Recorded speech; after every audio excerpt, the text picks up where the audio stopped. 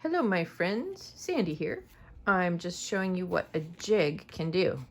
This is the medical grade mask.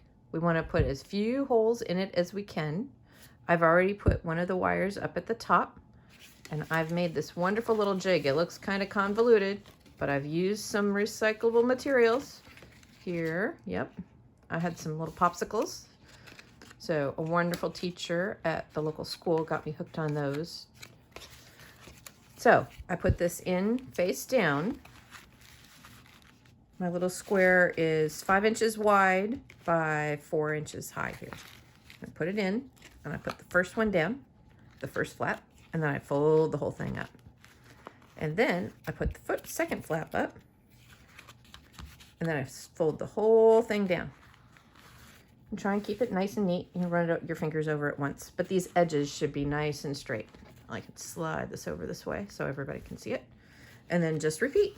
Flip it down, flip it up, make sure it's straight. Flip it up, flip it down, make sure it's straight.